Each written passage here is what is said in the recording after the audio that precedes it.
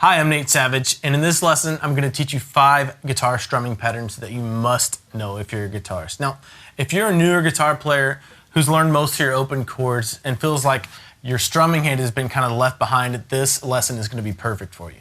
The 5 strumming patterns in this lesson are very progressive, and by that I mean once you learn the first one, the second one builds off the first one, the third one builds off the second one, and so on. Now, you're likely going to be familiar with a couple of these strumming patterns in this lesson, but I would encourage you to follow along because I'm going to be giving you some tips that are going to be important for your career as a guitarist. Throughout this lesson, I'm going to be keeping the chords really simple. I'm only going to be using an E chord. That way, you can focus all of your attention on your strumming hand, getting your timing really well, and learning these patterns that I'm going to teach you. In fact, if you want to focus on your strumming hand even more, you don't even have to make any chords. You can just mute the strings like that and focus on the strumming patterns.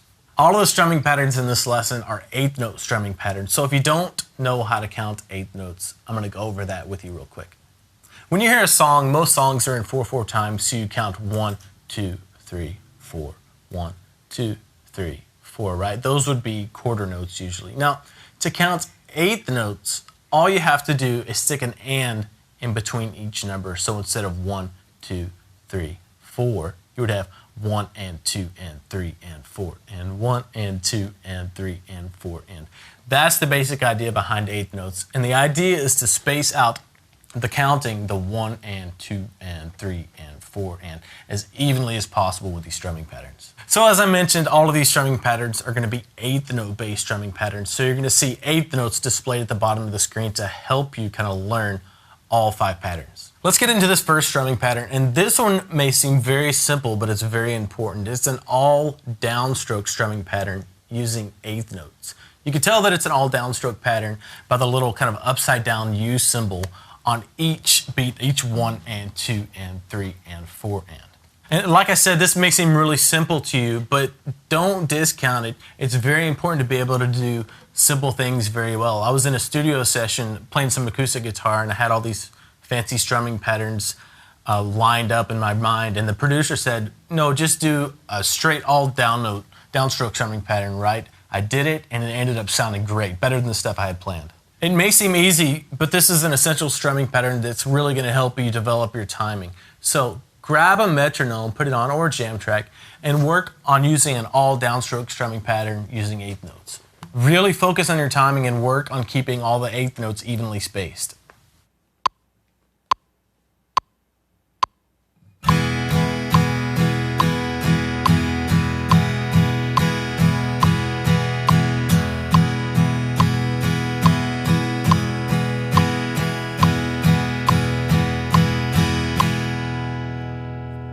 Another thing that you can work on with the strumming pattern is dynamic control. With such a simple strumming pattern, it's easy to work on getting really soft, getting a little bit louder, and getting really loud. Because as guitar players, when we get quiet, we tend to drag a little bit. And when we get louder, we tend to rush a bit. So this is a great strumming pattern to work on that too.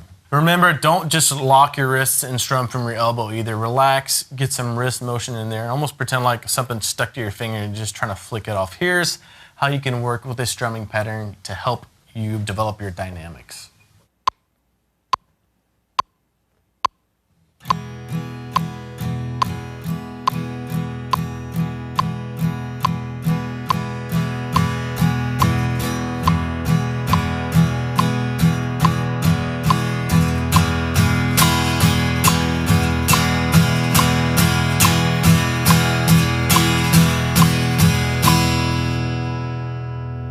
Using a strumming pattern like this to warm up and just kind of get yourself centered and your mind focused on your timing is awesome. Now, strumming pattern number 2, believe it or not, is the exact same rhythm as strumming pattern number 1. But instead of using all downstrokes, you're going to be using down and upstrokes alternating. You can tell that we're going to be using upstrokes on every other strum because if you look at the ands, above the ands, you're going to see little arrows. Those are upstroke symbols. So the way this works out for the counting for the downstrokes and upstrokes, the numbers are going to be downstrokes. So 1, 2, 3, and 4 will be downstrokes.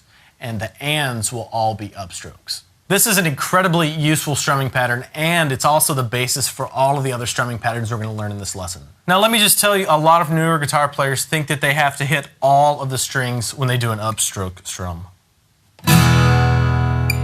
And that's not really the case. When I do a downstroke, I generally hit all 6 strings if it's a 6-string note chord. But with my upstroke, I generally only hit like the top 3 or 4 strings. That makes it a lot easier to get that upstroke through the strings when you're doing a lot of strumming. So try this pattern, relax, don't lock your wrists, and concentrate on keeping the strumming as even as possible.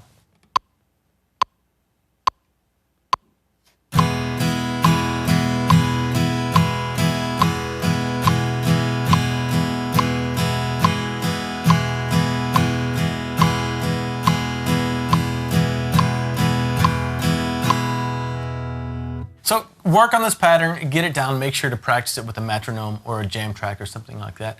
And once you have it down and it's sounding good with a metronome, you could start to put accents anywhere you want to. In this case, I'm just going to show you an example of what happens when I accent the downstrokes on 2 and 4.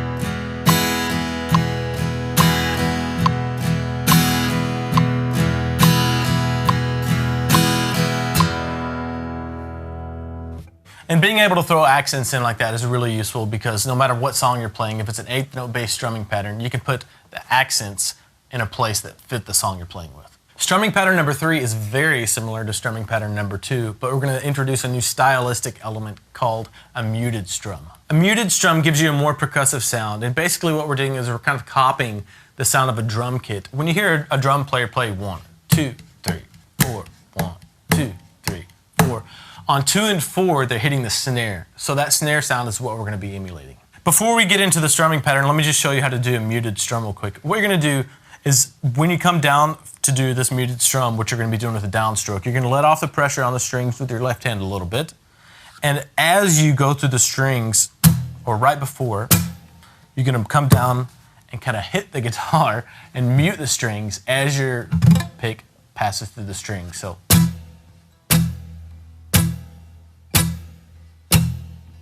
So the strumming pattern we're going to use this with is a straight down, up, alternating 8th note strumming pattern. But after the 1 and, on the 2, you're going to use a muted downstroke strum. And then you're going to do another upstroke. So it's really only a 2-beat strumming pattern that just repeats over and over again. So you have 1 and 2 and 3 and 4. And if you look at the graphic for this strumming pattern, you can tell that you're supposed to do a muted strum by the little X that's over the 2.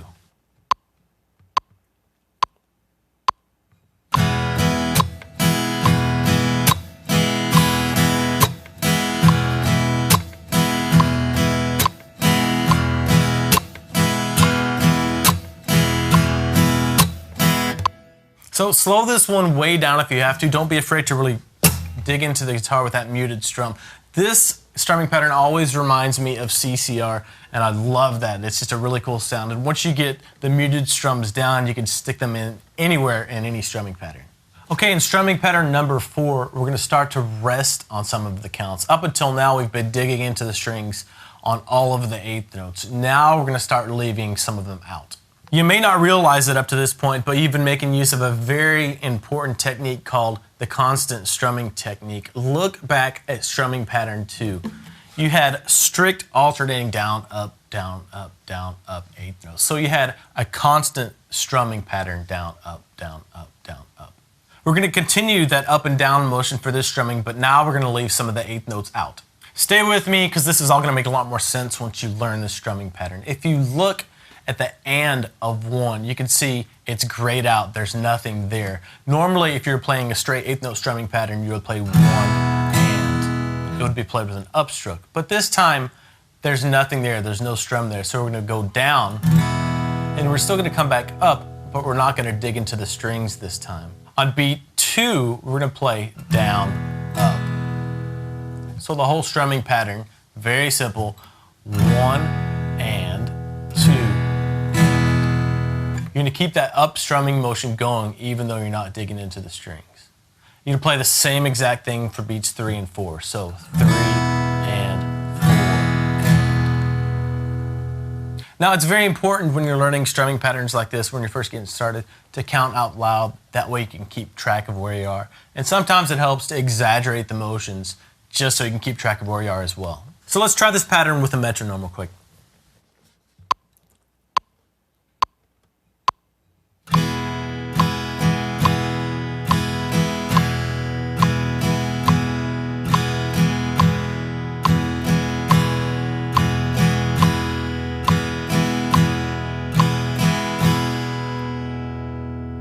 So work on this, relax, stay loose, and make sure you have a constant motion with your strumming hand when you're working on stuff like this. Also, remember that your upstrokes don't have to go through all 6 strings. You can hit just the top 4 strings or so. Strumming pattern number 5 is a little bit more complex than the other strumming patterns, and it uses that same constant strumming technique that we were talking about. When I hear this pattern, I always think of a ballad, so I'm calling this the ballad strumming pattern. Take a look at this pattern displayed below. Notice that the strum on beat 3 is grayed out, and that's going to give you a different feel because this time we're leaving out a downstroke. So you have 1 and 2 and 3 and 4. So basically we're just leaving out the downstroke on beat 3. We're not digging into the strings, but we're still making that downward motion. And the rest of the strumming is just straight 8th notes. 1 and 2 and 3.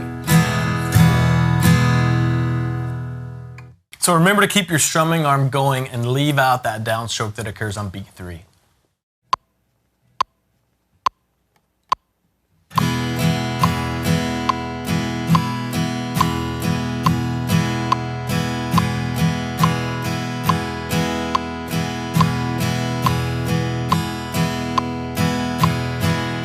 As a newer guitar player, you're probably going to have to find the happy medium between holding onto the pick tight enough to where it doesn't fly out of your hands, right?